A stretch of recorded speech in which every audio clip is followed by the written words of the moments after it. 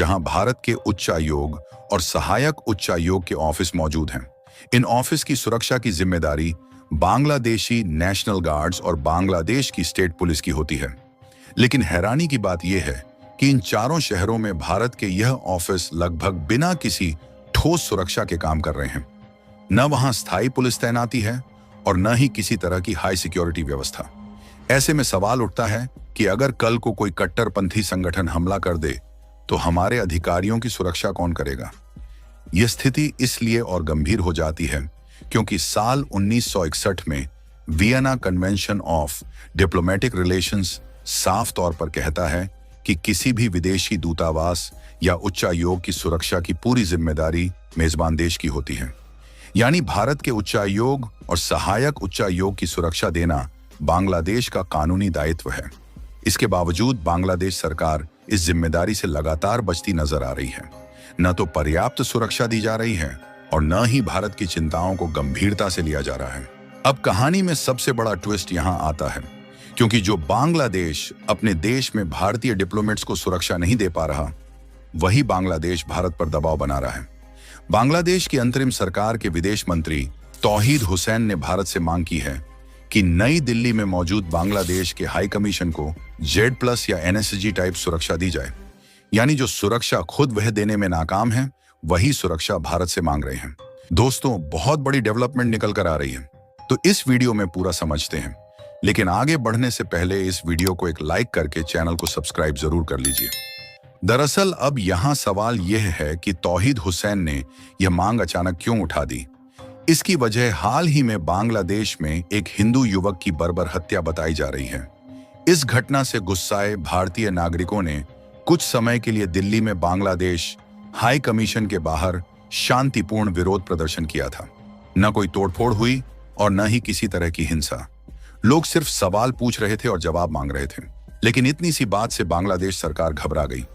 जबकि अगर तुलना करें तो बांग्लादेश में भारतीय उच्चायोग के बाहर पहले पत्थरबाजी हो चुकी है। भारतीय अधिकारियों के आवासों तक को निशाना बनाया गया है। वहां भीड़ ने सीमाएं पार की हैं।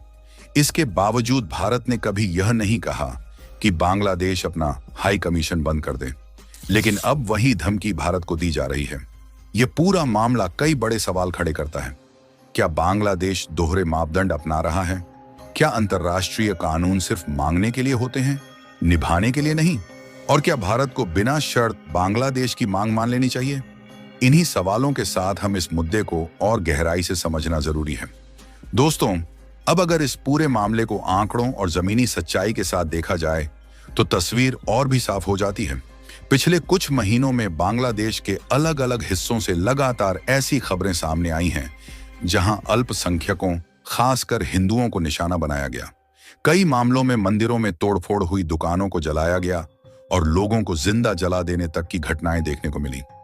इन घटनाओं पर जब भारत ने चिंता जताई तो बांग्लादेश सरकार ने इसे आंतरिक मामला बताकर टालने की कोशिश की। अब सवाल यह उठता है कि जब हालात इतने संवेदनशील हैं तो भारत के उच्चायोग और सहायक उच्चायोग कितने सुरक्षित हैं? बांग्लादेश में भारत के करीब 4000 से ज्यादा स्टाफ और उनके परिवार अलग अलग शहरों में रहते हैं। इनकी सुरक्षा सिर्फ स्थानीय पुलिस के भरोसे छोड़ दी गई है, जबकि अंतर्राष्ट्रीय मानकों के हिसाब से ऐसे हालात में अतिरिक्त सुरक्षा लेयर लगाई जाती है। लेकिन बांग्लादेश की तरफ से न कोई स्थायी गार्ड पोस्ट बनाई गई और न ही किसी तरह का विशेष सुरक्षा प्रोटोकॉल लागू किया गया। दूसरी तरफ अगर भारत की बात करें तो नई दिल्ली में मौजूद बांग्लादेश हाई कमीशन पहले से ही दिल्ली पुलिस की 24 घंटे सुरक्षा में है। हर एंट्री और एग्जिट पर पुलिस तैनात रहती है। आसपास के इलाके में पेट्रोलिंग होती है और किसी भी इमरजेंसी के लिए सेंट्रल फोर्स को अलर्ट मोड में रखा जाता है। इसके बावजूद बांग्लादेश की तरफ से यह कहना कि उन्हें भारतीय जनता पर भरोसा नहीं है, यह अपने आप में भारत की छवि पर सवाल उठाने जैसा है। अगर पिछले रिकॉर्ड देखें तो भारत में कभी भी किसी विदेशी दूतावास या हाई कमीशन को जलाने या उस पर हमला करने की घटना नहीं हुई। इसके उलट कनाडा, ब्रिटेन, पाकिस्तान और खुद बांग्लादेश में विदेशी मिशनों पर हमले हो चुके हैं। ढाका में भारतीय उच्चायोग के बाहर हिंसा और तोड़फोड़ पूरी दुनिया ने देखी। फिर भी भारत ने कूटनीतिक मर्यादा बनाए रखी और कोई उग्र कदम नहीं उठाया। यहां एक और अहम बात समझने वाली है दोस्तों। वियना कन्वेंशन केवल सुरक्षा देने की बात नहीं करता, बल्कि यह भी कहता है कि मेजबान देश को हर हाल में विदेशी मिशनों को भयमुक्त माहौल देना होगा। अगर अधिकारी खुद को असुरक्षित महसूस करते हैं तो वह सीधे तौर पर अंतर्राष्ट्रीय कानून का उल्लंघन माना जाता है। इस कसौटी पर अगर बांग्लादेश को परखा जाए तो वह बार बार फेल होता दिख रहा है। ऐसे में सवाल सीधा है, क्या भारत को पहले अपने अधिकारियों की सुरक्षा सुनिश्चित नहीं करनी चाहिए? क्या बिना पारस्परिकता के बांग्लादेश की मांग मान लेना सही होगा? और क्या यह दबाव की राजनीति भविष्य में और खतरनाक मिसाल नहीं बनेगी? इन्हीं बिंदुओं पर अब भारत की रणनीति क्या हो सकती है और आगे हालात किस दिशा में जा सकते हैं, इस पर बात करना जरूरी बन जाता है। दोस्तों, अब अगर भारत की रणनीति और आगे की संभावनाओं को देखा जाए तो तस्वीर बिल्कुल साफ नजर आती है। भारत इस पूरे मामले में भावनाओं से नहीं, बल्कि नियम, कानून और पारस्परिक सम्मान के आधार पर फैसला करता रहा है। भारत ने कभी भी बांग्लादेश के हाई कमीशन की सुरक्षा में कटौती नहीं की है। आज भी दिल्ली में बांग्लादेश हाई कमीशन पूरी तरह सुरक्षित है और किसी भी तरह की वास्तविक धमकी सामने नहीं आई है। लेकिन दूसरी तरफ बांग्लादेश में भारत के उच्चायोग और सहायक उच्चायोग लगातार असुरक्षा के माहौल में काम कर रहे हैं। कई बार भारत की ओर से कूटनीतिक स्तर पर यह मुद्दा उठाया गया। इसके बावजूद बांग्लादेश सरकार ने न तो स्थायी सुरक्षा तैनात की और न ही किसी ठोस आश्वासन के साथ आगे आई। यह रवैया साफ दिखाता है कि बांग्लादेश दबाव बनाकर भारत से रियायत लेना चाहता है। भारत के लिए यह सिर्फ सुरक्षा का नहीं, बल्कि सम्मान और अंतर्राष्ट्रीय नियमों का भी सवाल है।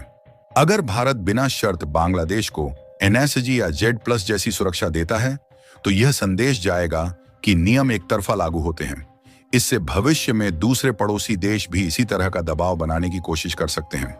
यही वजह है कि भारत बहुत सोच समझकर कदम रख रहा है। यह भी समझना जरूरी है दोस्तों कि भारत और बांग्लादेश के रिश्ते सिर्फ कूटनीति तक सीमित नहीं हैं। व्यापार, पानी सीमा और सुरक्षा जैसे कई बड़े मुद्दे जुड़े हुए हैं। अगर बांग्लादेश इस तरह के दोहरे मापदंड अपनाता है तो इसका असर इन सभी क्षेत्रों पर पड़ेगा। भारत यह साफ कर चुका है कि रिश्ते तभी मजबूत रहेंगे जब भरोसा और जिम्मेदारी दोनों तरफ से निभाई जाएगी। मेरे हिसाब से भारत को साफ शब्दों में कहना चाहिए कि जब तक बांग्लादेश में भारतीय अधिकारियों को वही सुरक्षा नहीं मिलती जो वह भारत से मांग रहा है, तब तक किसी विशेष सुरक्षा की कोई जरूरत नहीं बनती। यह फैसला न गुस्से में होगा और न ही कमजोरी में, बल्कि अंतर्राष्ट्रीय कानून और समानता के सिद्धांत पर आधारित होगा। लेकिन अगर बांग्लादेश अभी भी हिंदू और बाकी अल्पसंख्यकों की सुरक्षा की गारंटी नहीं देता और भारत का उच्चायुक्त बांग्लादेश में सुरक्षित नहीं है, तो भारत को बांग्लादेश के मुंह पर उल्टा तमाचा मार देना चाहिए और भारत के सभी अधिकारियों को वापस बुला लेना चाहिए। अब सवाल आपसे है, क्या भारत को दबाव में आकर बांग्लादेश की मांग मान लेनी चाहिए या फिर पहले अपने अधिकारियों की सुरक्षा को प्राथमिकता देनी चाहिए? अपनी राय नीचे कमेंट में जरूर बताइए। अगर वीडियो जानकारी भरा लगा हो तो वीडियो को लाइक और चैनल को सब्सक्राइब करें और इस मुद्दे को ज्यादा लोगों तक पहुंचाने के लिए वीडियो को शेयर जरूर करें। जय श्री राम।